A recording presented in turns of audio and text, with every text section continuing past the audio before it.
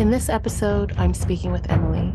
She tells me how the decision to free birth her first baby was a gradual but very easy one to make. And with the decision to take her birth into her own hands, Emily talks about the rift that it caused between herself and her sister. Fortunately for Emily, she was grounded enough to listen to her intuition and followed through with bringing her baby into the world the way that she wanted. Here is Emily's story of how she trusted her gut and was fully supported by her partner to safely, freely, and gently bring her son Earthside in the comfort of their own home. Hi, Emily. So, welcome to the Free Birthing in Color podcast. I'm very, very excited to have you here today. And yeah, how are you?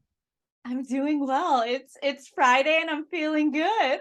Excellent. Oh, that's wonderful. Okay, so I just want to get straight into it and ask you the first question of what is your ancestry and lineage that you're passing on to your children? So both on my mom and dad's side, my great grandparents are from China. Mm. Then they moved to Thailand and then had my grandma and grandpa on both sides. Okay. And then had my mom and dad. So I would say it's like really rooted into Chinese ancestry. Mhm. However, my parents and I mean, we identify as Thai. Okay. And then I was born in America. So yeah, Thai American. Yeah, but I feel like I am really deep rooted still in my like Thai traditions. Wonderful. Okay. Amazing. Thank you for sharing that. That's really nice that you know so far back, to your great grandparents. Some people, only know to their grandparents and that's it. So it's really nice that you have that Chinese ancestry that is there and then the Thai with it as well. So thank you for sharing that. And then the second question I want to ask you is, where did your motherhood journey begin? Well, when you ask that question, what pops in my head is it started, I think, when I was perhaps in my teen years, because I just always loved hosting my friends coming over and cooking for them and even bringing food to school and feeding everyone. And I feel like that maternal side has always just been a part of me. And I feel like the way I saw my mom do that, through cooking and feeding the family, I really took that on. Mm. And also seeing how I would say my father too, we always had animals as a kid. Mhm. And he just loved animals, and I was able to see him be so loving in that way, taking care of beings. So I feel like that's where my motherhood journey began. And then after that, I came to a point in my mid-20s where I wanted to have children, and then I met the wrong person, and I actually came to a decision where it was like, you know what? Like, it's okay if I don't have children. But I think at my mindset where I was at that time, it was because I wasn't with the right person. Right. Mm-hmm. And so fast forward to meeting my significant other now, I think when you meet someone where you're on the same page in terms of values and beliefs, um, that's when everything can click. And I really wanted to have not just like to have a child with my partner, but really take the time for me, it was important to be stable, to live in my own house and not still be living with my mom, because I couldn't picture building a family in that way, and yeah, so we ended up moving to Idaho, and we were in California at the time, and 4 months later, I said, let's do it. And then I got pregnant. And yeah, I always knew I wanted to have a home birth.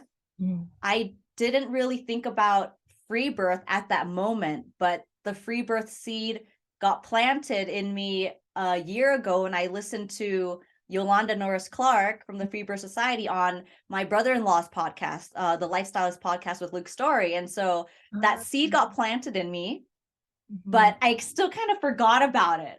I think I forgot about the why it could be important, why, like about physiological birth. And yeah, so even before I got pregnant, I was still asking about midwives. Mm, And there's no midwife in this tiny town I live in. So it was kind of a good thing where there was some friction in trying to contact people. But mhm, after taking the complete guide to free birth, I did understand and learn that having, someone there, whether it's a licensed midwife or someone who can have fears, even my mom or my in-laws, it can affect my birth space. And mhm, so right at that moment, 1 week in to me finding out I was pregnant, I knew I just wanted me and my significant other there. mhm. Wow. Oh, that's amazing. So then with your decision to choose free birth, how did your partner take this? Was it something that he had a little pushback to, or he wanted to know more information, or there was fear, or he was really, wanting you to have a medical person there? Was he just totally like, yeah, excellent, let's do it this way? How did that go? Yeah, there was zero fear from him. He was never he was a C-section baby, and he's always been against not the medical system, but against how children are brought into the world, which would be in a hospital setting. He Mhm, feels himself that it's completely artificial, and getting circumcised, it's so cruel and wrong, and he really didn't want to see his own child come into the world in that way. So he was totally on board, and I think all it took for him was to listening to free birth stories and chime in on, some of the stories and the complete guide to free birth. So I think that was really important for him to feel completely confident. right. Mhm. Okay. Wow, that's amazing. That's really, really amazing. So then how did your your pregnancy experience go? Because I'm assuming that you in the small town you're in, you said there were no registered midwives, so you just did a whole wild pregnancy on the first Yeah. go. So how was that for you? How did you feel? What did you do? If you did anything to support yourself or Yeah. I took a lot of hikes. I'm a personal trainer, and I actually stopped training, midway into second trimester. I was already kind of training with my clients on Zoom, but I didn't feel called to, like, you know, hardcore strength train. I just listened to my body Mhm. and just ate really nourishing food and did a lot of hikes in nature. And Mhm. it was so important for me because of how much pushback my partner and I were actually getting from family. And so I think being in nature really aided in that.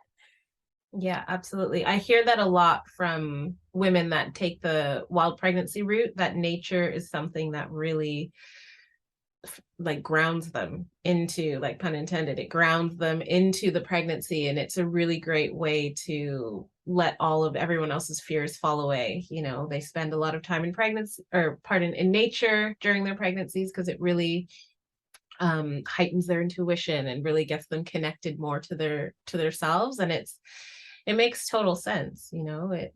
So yeah, I love that was what you did as well. Yeah. I did really enjoy the pregnancy. Hmm. Yeah. Yeah. Oh, amazing. And then do you want to go into, like, is there anything else you want to share of that, like leading into your birth process, and like just give that story and share as much as you'd like to go in that? Yeah. You mean go directly into the birth, or continue talking about the pregnancy? Well, whatever you feel called to. Yeah. So if you want to speak more on the pregnancy and that journey, and then yeah, just have it lead into your birth experience, and just have a Yeah. yeah, free flowing story to share. Yeah. Okay. I think what's important for me to point out is, being this totally into nourishing food and nutrition, I I caught myself in the trap of, like, first trimester, oh, I'm going to eat this much protein and do everything. That totally went out the window. Mm-hmm. I couldn't eat as much protein as was recommended according to, Real Food for Pregnancy by Lily Nichols in that book I read. Mm-hmm. And yeah, like I had to just completely let go of any kind of what is it, expectation I had for myself that going into this pregnancy, and I just listened to my body. So if that was eating, 5 slices of freshly made sourdough bread, I had that instead of eating, I don't know, meat or animal foods, because that's what my body needed or could Mhm. tolerate at that time. I kind of overdosed on eggs because actually, pre-pregnancy, the 3 months before I got pregnant, I really honed in on eating nourishing foods like animal fats, animal foods. Mhm. And that's how I prepared my body. And so I kind of overdosed on the eggs. Mhm. So yeah, but it's funny because I'm sure it's different for other women too. But right when I hit that second trimester mark, all of my nausea went away. Everything got lifted. I was able to eat my normal, I eat pretty big meals. So I was able to go right into that again. Mhm. And yeah, I just I think the hardest thing wasn't the nutrition, but it was just the mental game of the fear that my in-laws were giving me due to the fact that I was having a wild pregnancy. Mhm. So no ultrasound or any kind of test, and to having a free birth. Right. Okay. And what kind of fears were they putting onto you? Yeah, I mean, in terms of wild pregnancy, my mom-in-law just kept saying, "You should go get an ultrasound. What if you have twins? Twins can Mhm. run in our family."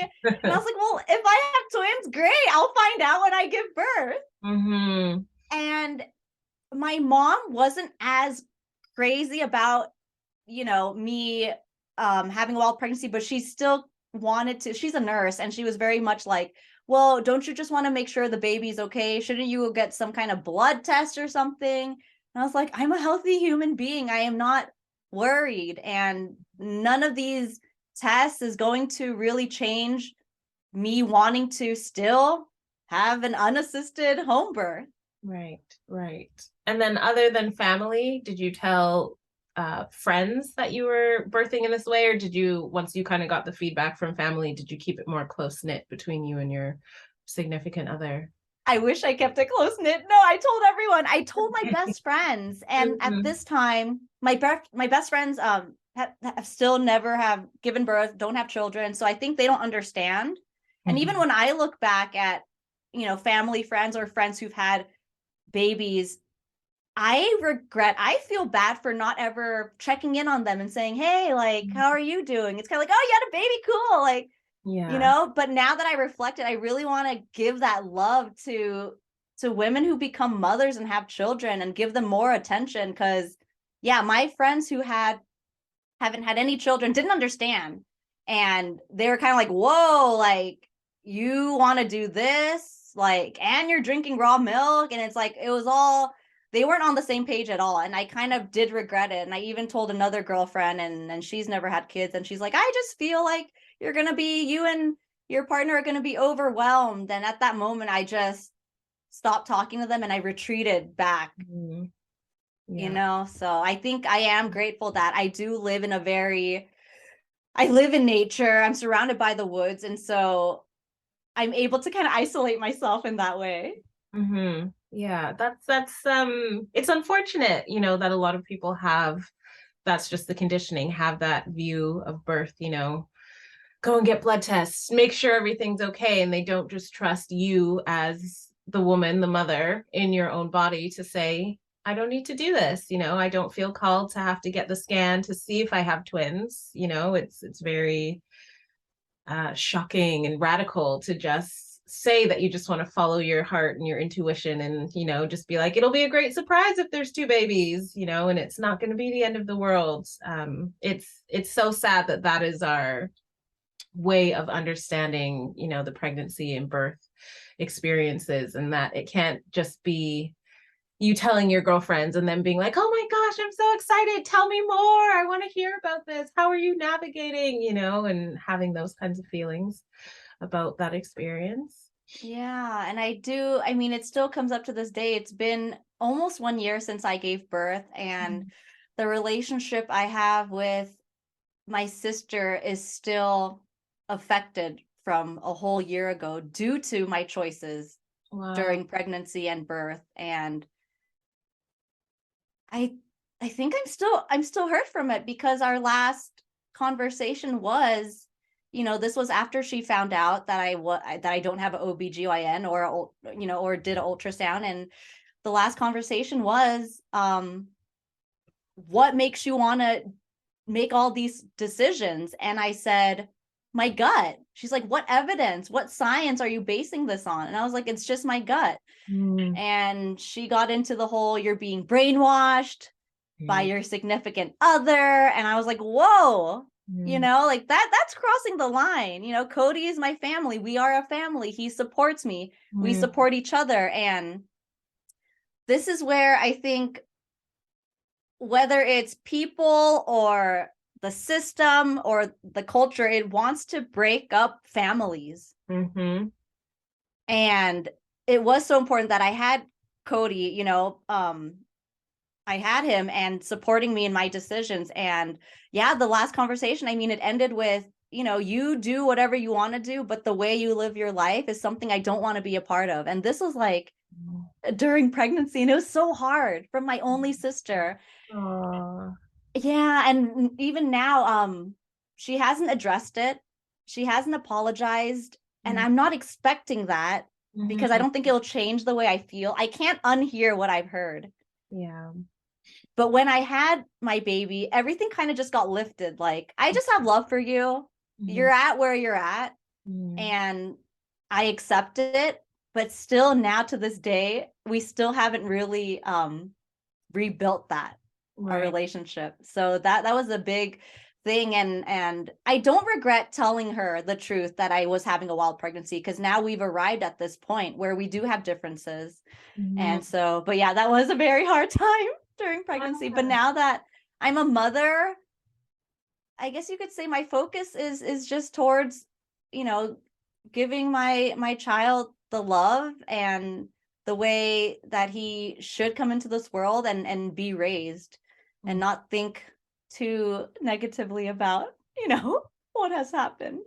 Exactly. And that's the best thing you can do, is be honest, with yourself about what you wanted to do, and not bending your choices in birth to please other people, because we'll get into the actual birth experience, but it may have been completely different. You wouldn't have had the beautiful memories that you have. You wouldn't have been able to step into your power if everybody else's fear and opinions had caused you to change your mind and say, okay, I'm going to get the ultrasound. And then the ultrasound turns into, now the OB or medical midwife wants me to do this. And then it just, you get stuck in that way, and you're not following your gut. Like, having a woman say, I don't want to do this because my gut is telling me not to, should just be enough. That should Yes. just be enough. If someone says, because my gut says no, or my gut says yes, like, that should be like, oh, perfect. You're listening to your body. You're listening to yourself. That is fantastic. And I'm so glad that you did that um, throughout that journey, even though it was so hard, and to have such a breakdown, with your only sisters. You said how sad that is, but coming through the other side, you said you had this beautiful birth experience, and then all of that kind of energy from that was lifted. And it might have been a different story if you'd listened to your sister, had a very traumatic birth experience, and then it's like, oh, like, you made me do this. How, finding the villain in her and being like, how could I shouldn't have listened to you, and my birth was ruined, and all these things. So yeah, it's such a, like, a fine line dancing Yeah. with that, expressing your true self and trying to stand in your power and be authentic of who you want to be, especially as you're stepping into this motherhood journey, because then it's not only you, it's this child, and you're obviously wanting to do the best for them. But when other people don't get that, it's just, ugh, it's such a mind trip. But yeah. Yeah, absolutely. Yeah, there was no way I couldn't have done it any other way. And I do appreciate you having this free birthing in color podcast, because I I still don't see many Asian Americans, Asian Canadians, Asians doing this, whether it's even a home birth Mm-hmm. or an unassisted home birth or a free birth. I'm not seeing it. And even in Thailand, all of my cousins, have given birth in the hospital, some scheduled C-sections, some IVF. And so, yeah. Yeah. Yeah. It's so, it's baffling. It's like crazy to me that this is where we're at, but it's, things like this podcast, other birth story podcasts that are out there, free birth podcasts. This is the way that we make the change. It's hearing stories like yours and what you went through and how you listen to your gut, which is such a great thing that lets other people, and women especially in this realm of made into mother and mother into more mothering, that listening to yourself is the way to go, not outsourcing that power, but actually turning into you, listening to your baby is the right choice. It's the right answer. And having more stories and more women expressing this and saying like, yeah, it's great. You can go through a lot of shit, but in the end, when you've done exactly what you wanted to do and you've listened to your own gut, it's going to be the best outcome. You'll be satisfied, you'll be happy, you'll have everything that you wanted because you listened to you over everybody else. And we need these spaces to hear these stories because this is how we make that change. So yeah. Do you want to get into how your birth started and what that whole process and experience was for you? Yeah. So by the time so it was Thursday. I was still in the Radical Birth Keeper School. I think we had a couple weeks left. And it's funny because right now I'm in Wapio's course, and she talks about the last few weeks before giving birth. The woman, I never really nested. Maybe I'm that much of a slob, but I never really nested my home at all. But I knew for some reason that we previously had an Airbnb booked that we canceled and rescheduled for this weekend. That I gave birth, and I was like, you know what? I don't know if that's a good idea. I don't think I want to give birth at this Airbnb if I had to. And so we ended up canceling it. Good thing we did. And so Thursday rolls around. I wake up really tired. And at that day, I have the self-mastery class with Emily Saldaya.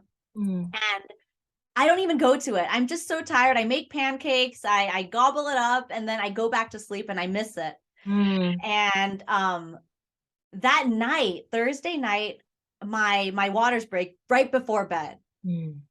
And it was just like a gush. And I was like, what is that? And I get up from bed and I get another gush. And then, I look at the tissue and I'm on the toilet and I'm like, oh, there's a pink tinge to it. Like, so I was like, doing the search in the Kajabi on the Complete Guide to Free Birth, trying to figure out like, okay, is this my waters? Like, I still had no idea because I had never attended a birth either, by the way. And so I was like, is this my water? Like, and so I decided to go back to sleep. I tell Cody and he's like, okay, like, see how it goes. He just is chill, not freaking out. And yeah, I get like a mild cramp feeling and then it just goes away. So then that was Thursday night. And Friday night, I wake up and my waters is still just leaking.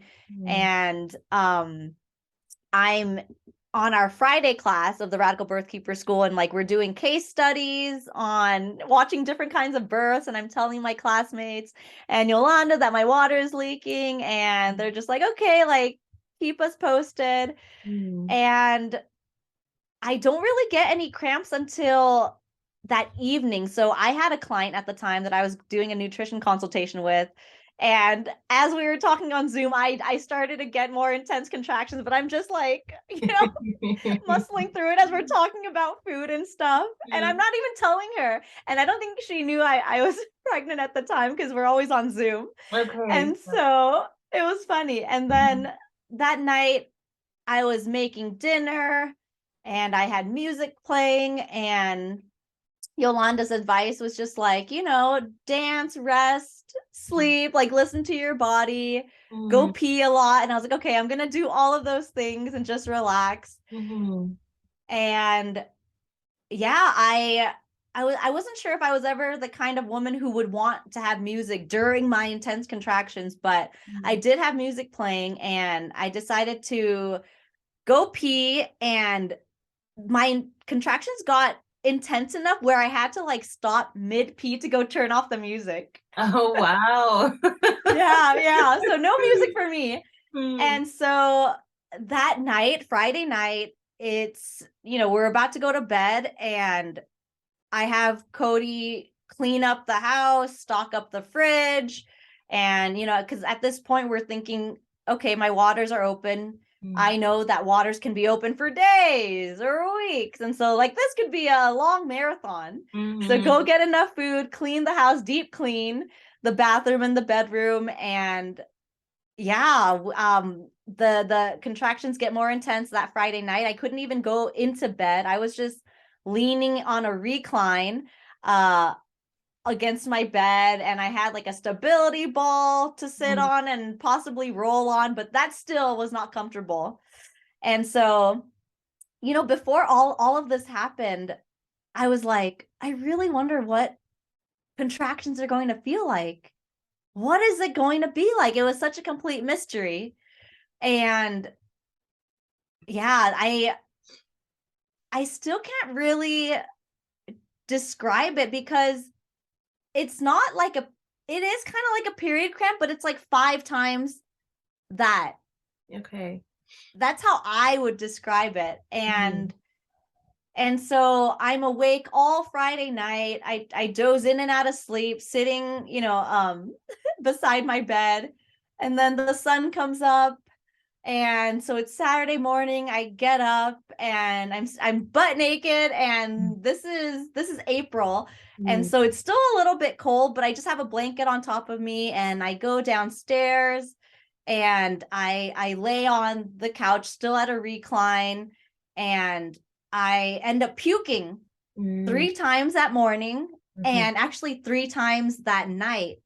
And so I've heard women have diarrhea and vomit, and I was like, oh dear, I hope I'm not one of those women, but I ended up vomiting. Yeah, vomiting is not fun, but I was definitely prepared with having lots of water by my side and telling Cody to keep replenishing my, flavored electrolytes that I had. And I think at that time when I vomited in the morning, he was concerned that I wasn't going to be able to hold down my liquids. But I did, and I ended up unfortunately, I don't have any tubs in my house. I wish I did, but I decided to go take a hot shower, hoping like my contractions would like calm, like settle down or go away. Not really understanding the whole thing, right? That's how much I knew or understood. But it just kind of helped me in terms of changing the environment when I was taking that hot shower, but it definitely didn't go away, the contractions. And so I come back out. I don't even bother to put lotion on or anything. So I'm like extra crispy on my skin. And I go back down, and I'm still just riding the waves of the contractions. And, this is the beauty of the day and age we live in. Like, I had Yolanda message me on WhatsApp, and she was just like, how are you feeling? And I was just like, I can't talk. She's like, well, yeah, she's like, everything sounds normal. And I was like, okay. Just gritting my teeth. And I still don't know where I'm at in the process. I'm still just, this could be for 5 more days. And so, yeah. And it's so great that Cody and I both listened to so many birth stories. And I think it was already 11 a.m. and he's like, I think we should both take a nap. Let's go try to rest, because the stories we've heard, we've had women, right, go in and out, like before they give birth, they go take a nap or something. And so we both go to bed, and I'm just sitting at a recline, falling asleep. And I think we were able to like take a nap for an hour, since I had been up all night. Yeah, okay. Which was great. And so I wake up, and then I turn to my left side, and immediately I feel an even more like times 10 contraction. And I'm like, oh my God, I feel like I need to poop. And so I go to the bathroom, and like it's just getting so intense. And I see that I'm spotting. so when I got out of bed, I was spotting, and then I was still spotting, and I was concerned, not like, what does this mean? Like, is this bad? I was like, does this mean I'm close? Like, Oh, yeah. where am I transitioning or whatever? Is baby Mm, close? And so we contact Yolanda, and she's like, oh, spotting is normal. mm, And, this whole time I was really like, okay, if all of my classmates, if all the women I knew can do this, I can do this, I can do this. mm. And there came a point where I told Cody, I can't do this. And from the stories I've heard, I think when we get to that I can't do this point, I think we're close. Yeah, definitely. And so yeah, I asked Yolanda, how long is this going to last? And she says so sweetly, oh, could be 2 days, could be 2 hours.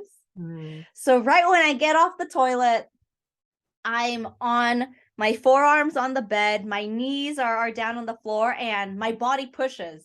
mm, And I mean, at that time, now I understand birth more after studying it, mm, but my body was pushing and on its own.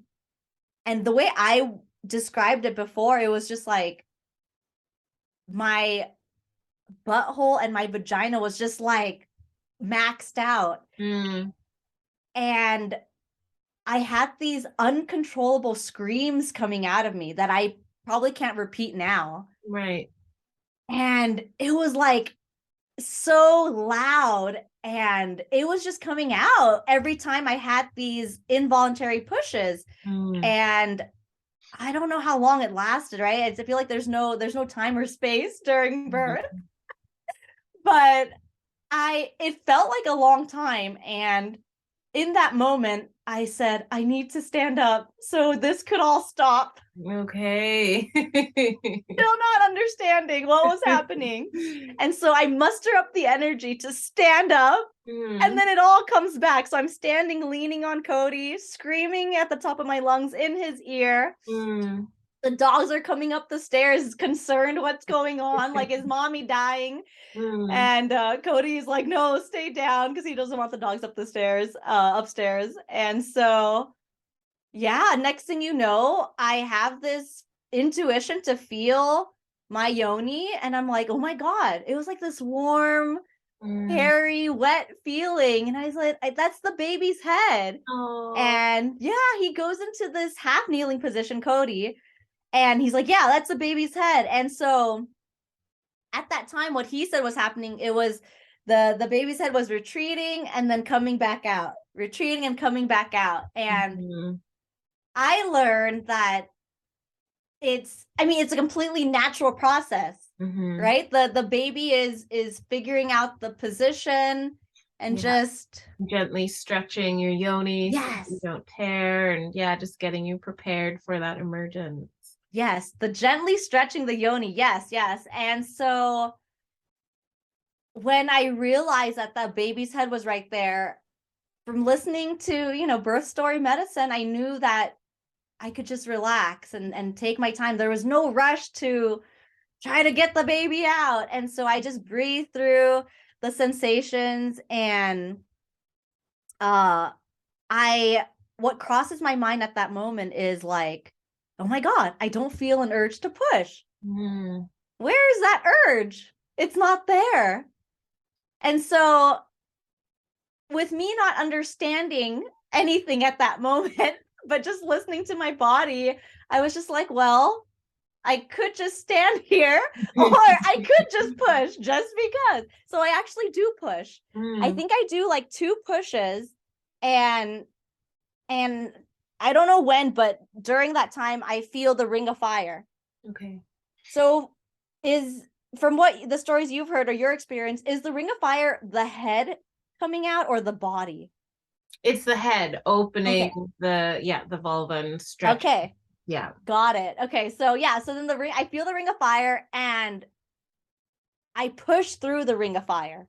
Okay. So there's my push. I think my third push. And then yeah, I still am breathing, and from Cody's perspective, he's down there. He's never seen a woman give birth. Mm-hmm. And in his mind, he freaked out because the head was so pointed. Oh yeah. And he was like, "Oh my God, do we have an abnormal baby in his head?" But he didn't say anything. But little did he know that that's the shape for the baby to come out, the Yeah. crown. And so yeah, I think I do maybe a few more pushes, and he's getting ready, and Bjorn comes out, and Cody catches it with his left arm and then immediately hands him to me, and we plan to have a lotus birth. So we didn't end up, well, this is fast forward, but so yeah, Bjorn comes out, and I didn't know he was going to be a boy. So I looked down and I'm like, "Cody, is this a boy?" And he's Aw. like, "Yes, yes, that's a boy." And I was like, "Bjorn." We already had a name. Mm. And yeah, it was just so magical. I was very much there, and yeah, it was amazing. And I really wish I had recorded, I had my tripod and camera ready, but we didn't Mhm. even know it was going to happen so soon. And what's funny is, I think an hour to 2 hours later, I spoke to Yolanda. Mm. Bjorn emerged. Aw. Yeah. Oh, that's amazing. Wow, what a like that just seems like it was very kind of slow to start. Like you said, the waters had opened on the Thursday, and then that Mm, was that the Sunday morning? That Saturday Saturday, afternoon. Saturday Yeah. morning. Yeah, so it was like the slow to start, and then everything really ramped up, but in such a beautiful way. I love that. That's such a nice story. Yeah. Everything went the way it was supposed to. And Absolutely.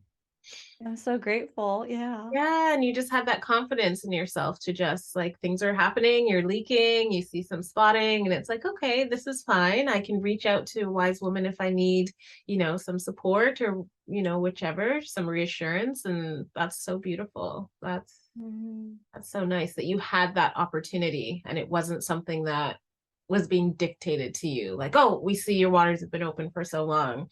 You should be doing this, this, and this. It's like, oh, you were just chilling with your partner and, trying to take naps when you could and making sure you're staying hydrated and, just, yeah, just taking care of Yeah. yourself in the way you needed.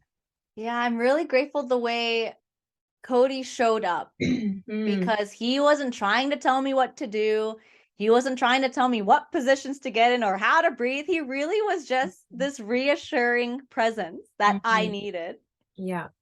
and still really paying attention to me, not going off on his phone or being, he was just there the whole time Yeah. with being so present for me. Oh, that's beautiful. Yeah, that was really important for me. Holding the space that you needed to do the work and to do, yeah, surrender into what you had to. Oh, that's so lovely. That's so lovely when the like your husband, your male partner can be so attentive and supportive to you to allow you to really unfold into what it is that you need to do to bring this baby through.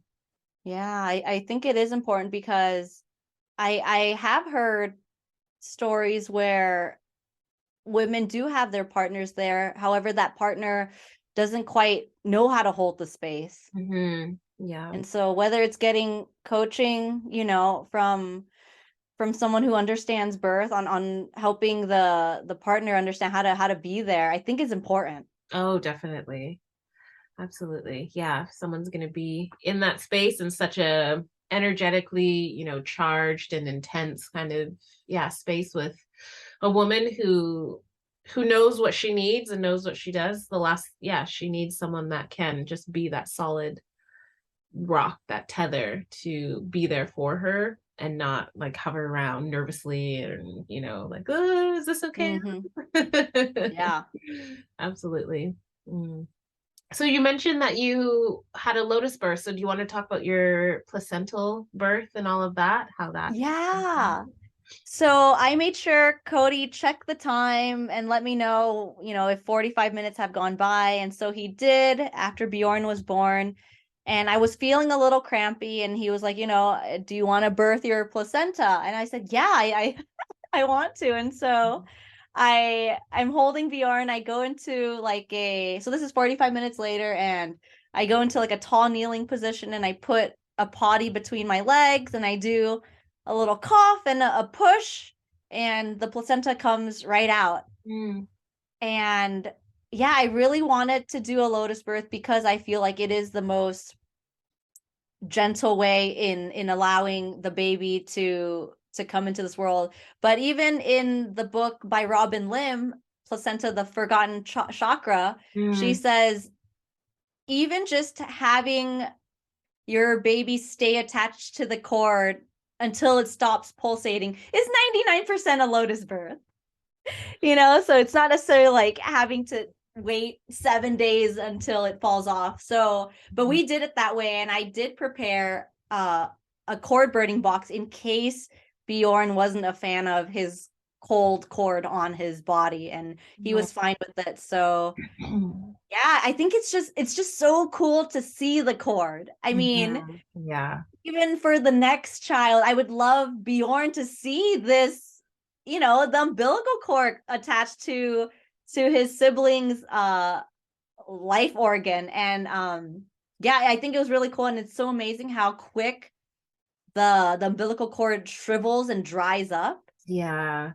So cool. And yeah, so I think it was like day 4, and his cord was hanging by a thread. And baby's reflexes, he was like grabbing it on accident, tugging it. Oh. And I think he would like cry, and I think it was causing him discomfort. So we Mm. were like, okay, I think we should like cut it. And so we asked him, can we cut your cord? Mm. And so we did. We had to use wire cutters because that's how like Oh, wow. That's how tough it tough it was. is. Yeah, because we tried to use scissors and it didn't work. And so yeah, so we snipped it, and then the next day he somehow rolled onto his belly on day 5, and it just fell off. Oh, wow. Okay. So Yeah. yeah, and yeah, we had a lotus birth, and we were just salting it and putting herbs on it. And okay, so to this day, it's been a year. I thought we had dried it properly because it was sitting at our windowsill with the herbs, like at least for like 5 months. Hmm. So we decided to put it in a Ziploc bag. Hmm. And next thing you know, there's mold on it.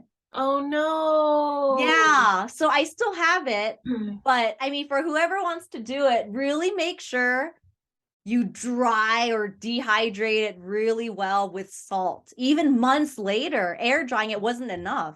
Yeah, so I was just going to say for anyone that is listening that doesn't know what a lotus birth is, it's keeping the baby and the umbilical cord connected to the placenta until it falls off naturally. And then yeah, you are supposed to, because it's an organ. It was alive, so to keep it from molding and spoiling, because it's like a piece of raw meat, you want to preserve it, so you want to put that salt on it, lots of salt, because you're trying to dry it out and pull out all the moisture. And then a lot of people do put the herbs on it, rose, calendula, rosemary, lavender, nice smelling herbs, so that the smell of the actual organ after a couple days, it's not too strong. So for anyone that doesn't know what that is, yeah, that's the lotus birth, and it can, last anywhere from, I would say, what, 3 to 7 days. It all depends on how quick the placenta dries up, or pardon, the cord, and yeah, just dries up and starts to come off the babe.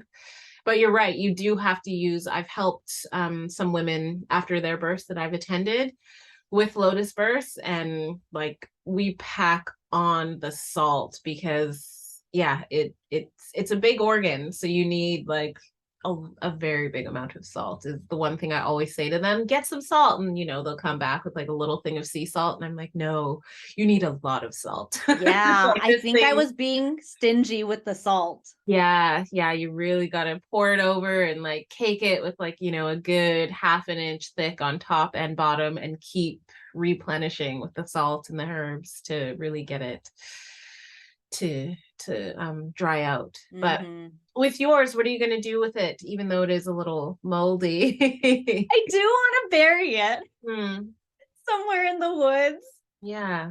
Yeah, with Bjorn. So, Yeah, I think that'd be beautiful. A nice little ritual to hmm have him say goodbye, and yeah, send it back to the earth where it belongs. yeah. Oh, that's lovely. Wow. And how was your postpartum experience? Because you said you're almost up to the year point now. So how has, that immediate time been within that first kind of 40 days and then leading up to this? Like, what was your breastfeeding journey like? If you had one, or yeah, do you want to touch on some of those things? Yeah. Immediate postpartum was amazing. I was able to, stay in bed and rest, and I tore and it healed. I stopped bleeding 2 weeks, exactly 2 weeks, because I was resting so much. But there came moments within that time, within those 2 weeks, where I would stand up and I would bleed and I would just feel achy. And listening to, my classmates and wise women, they're just like, yeah, when you bleed, just make sure that's just your body telling you to rest. So that's what I would do. Mm. And yeah, what's funny is like, in hindsight, I wish I would have prepared lots of meals. I could have eaten more nourishing foods. Mm. It was just Cody cooking, and we had a farm share at the time, and it was like salads during the spring. And so all we were getting were like salad and cold food, and I was eating it just because I had it. But I really wish I had my mom cooking nourishing foods, and I would do things so differently now. And because this is my first time, Mm. around the block, I've never felt so depleted. Yeah. And even overall, it's been 1 year, and perhaps I do need to take care of myself better. But in terms of like not drinking enough water, like I'm still finding myself depleted Mhm. because so much energy and time is going to my baby, to my child, to the family. And so yeah, that's just me being honest. And I Mm. mean, who knows, next time around I'm gonna literally fill a deep freezer of food for a whole Yeah. year. Yes, absolutely. Yeah. Yeah, or hire, if there is anyone in this town, a postpartum doula, or hiring maybe a friend willing to pay her to come and clean and cook. So I Mhm. really would do things differently next postpartum, because I didn't have any of that. Yeah, and I'm so glad you mentioned that, because a lot of, especially first time moms, they get so in with the planning of the birth and the pregnancy and getting into that, but they kind of forget that yeah, there's the pregnancy, which is 40 weeks give or take. There's the birth process, which can be, anywhere from a few hours to a few days. But it's like it's not over after that. You still are moving into that postpartum time, and that is extended, and that's where I think you really need the most support. And you, like you said, you need to be able to make sure you're eating really nourishing, healthy foods that are going to support your body so that you can support yourself in caring for and feeding this babe, and, being hydrated so that you don't get this depletion. And yeah, a lot of first time moms, they just kind of forget that, like, oh yeah, postpartum, it's okay, the baby will be here and we'll be fine. But it's like, yeah, the baby will come, but then you still got to make space for taking care of yourself and now taking care of this other being that needs 24/7 care on top of trying to take care of yourself. So Yeah, yeah, I'm and glad I was talking to you. Cody, and I was like, you really didn't have to go back to work Mm. 1 week later, even though we decided it'd be 2 weeks. Oh wow, 1 week. And yeah, I mean, he works from home, but still, right? It's not like he's going to come up and down and stuff like that. And, Mm. we needed to make some money as a family, and I understand. But really, even the next birth, it's like, let's try to save up enough. Let's make some money so you don't have to work for a whole month, because it's not even about you needing to go back to work or just giving me time. It's having all of us integrate as a family with this new being, Yeah, so he totally. can relax. He can enjoy this. He can enjoy these sleepless nights with me. Yeah. So I really think I would want to do that next time for him to enjoy it too. Yeah, totally. Yeah. Yeah, and that's great. You really do have to think, especially if you're going in for the second, third, fourth child, you know, having a younger sibling, younger babe or toddler running around and then trying to take care of a newborn. I personally don't know, but I do know women that have gone through that, and it's doing it by themselves, just as the mother, as their partner or husband or whomever is at work. It's hard, you know, and then they get, you know, depleted and stressed out because there's just so much going on that they can't take care of themselves properly. So yeah, it's important. So I really hope that you get that, that your partner can stay home with you for the month and integrate this new being coming into the family whenever that may be. And, you know, you get that postpartum experience that isn't depleting, and you can really sink into it and enjoy it and really just, yeah, have all the nourishing food. Yeah, I'm laughing Wow. and smiling because I can't wait. I mean, for that time, Yeah. you know, it's going to be so Yeah. different, so Yeah. different. And I know it's always a lesson learned, you know. Totally. Yeah. Yeah. Next time will be completely different. And yeah. Oh, I love that. Aw. Is there anything else that you wanted to mention or bring up or talk about from this experience and of your pregnancy, birth, and postpartum from your son?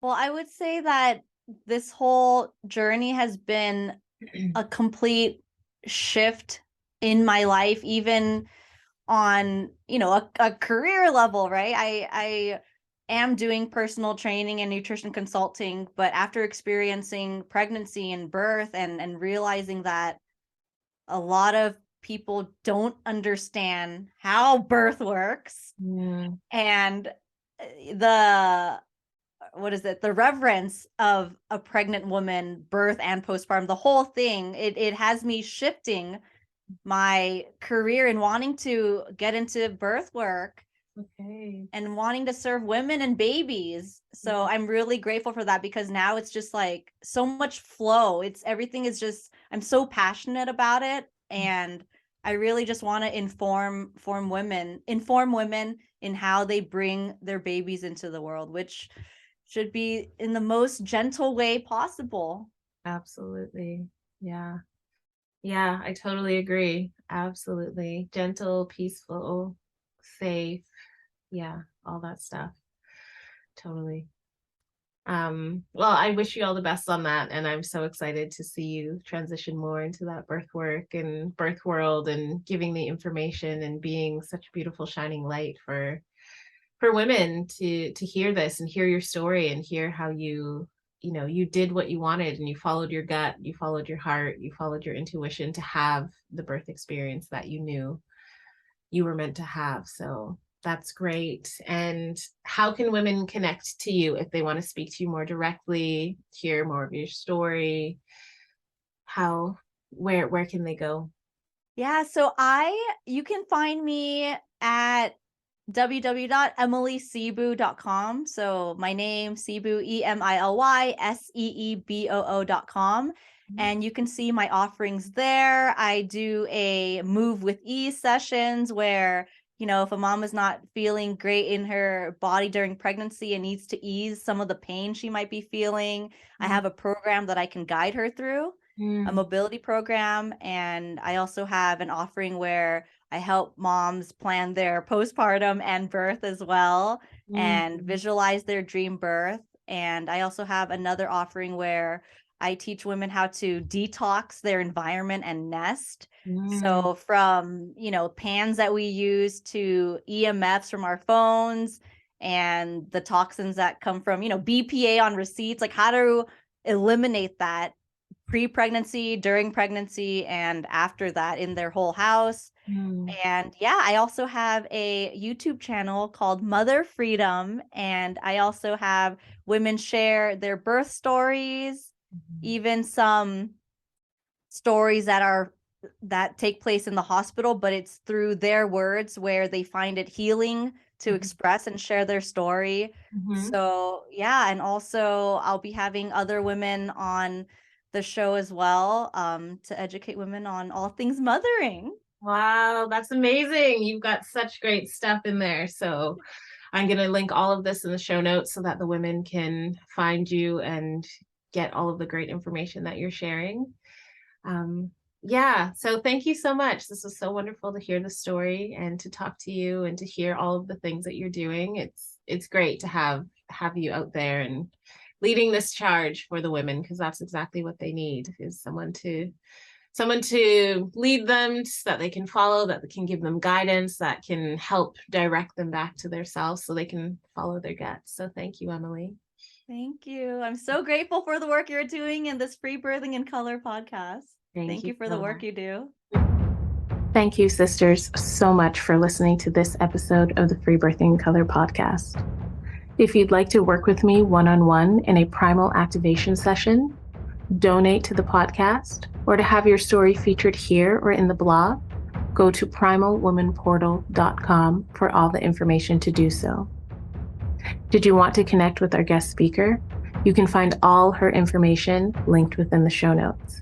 And if you have time, please subscribe, write a review, and tell a friend to have a listen so that this podcast and these stories of women birthing in their total power can be shared far and wide. Don't forget to check out the show notes for information on the Earth Daughters Women's Festival, the Breach Without Borders workshop, and much more. New episodes drop every Thursday morning, so stay tuned for the next amazing story to be shared on any platform that you prefer to listen to your podcasts on, or watch these episodes on the Free Birthing in Color YouTube page. And remember, your voice and your story matters.